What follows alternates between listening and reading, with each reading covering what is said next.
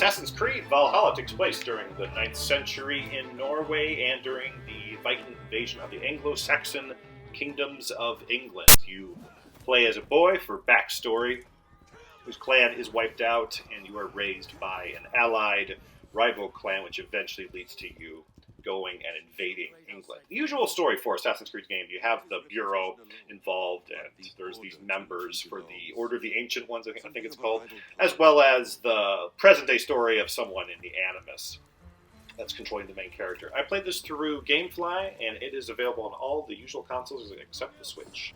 It's an open-world action RPG game. Now, what that actually translates into open world is only good as far as you can travel, and here you can do quite a bit because you can climb on basically everything.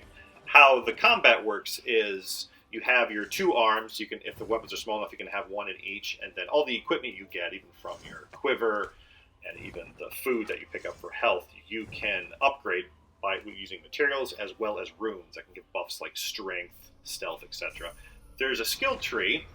With this, you can go in different directions, but you want to have a little bit of each. But there's things like stealth or strength, and then you get certain abilities the farther you go down the skill tree. You can really taper the experience, though, to how you want it across different aspects. The exploration, the combat, and the stealth, where it will show more of the icons or not. I didn't find the combat difficulty, though, to be a lot different, even if I did one thing or the other.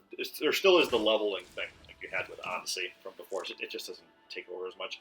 A lot of side games here. You're seeing Orlog, where like a dice roll type of a game. Flighting is another one. They packed in a lot of these side things to kind of immerse you more into the world. And, of course, drinking mead and different parts. Like the drinking mead one, you're tapping a button, letting go. And there's quite a bit more. Things like fishing and other stuff I didn't even get to. It's a very long game. Like which I noticed you're noticing here, I'm supposed to be the adult version. That's why the shackles are too high. Here the character is gone completely. And then here's one where I have a floating barrel that explodes. Not too bad, though.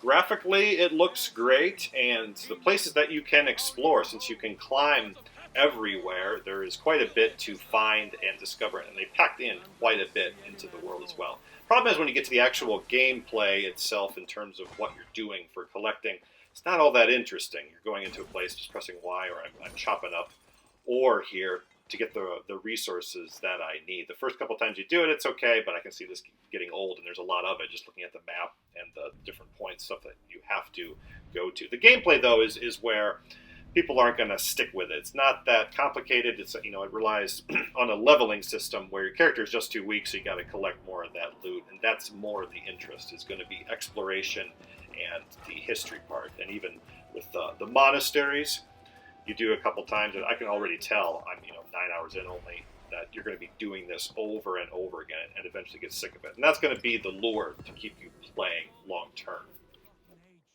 I don't recommend renting it through GameFly or buying it. It has opposite problems on both ends. For the short term, it takes so long to get into it. You're in Norway for a good chunk, and you're going through this story, which the story is good, it's fine, but you're not really into the gameplay and exploration. That's going to take 9 hours really. So if you're wanting to doing a quick rental, that's not so great. And then long term, I already see that you're going to be doing the same things over and over again. Exception would be is if you're into the history, which I am. I mean, I'd have fun with this just because of the time it takes place, and there's a lot to learn there. Or if you're just into the Assassin's Creed formula and just are satisfied with the exploration, I liked it better than last year's Odyssey. Exploration along with the equipment that you have and how it plays out, I like it better. If you like this video, please give it a like, subscribe if you really liked it. Picking up on GameFly, please check out the links below, and I will see you next time.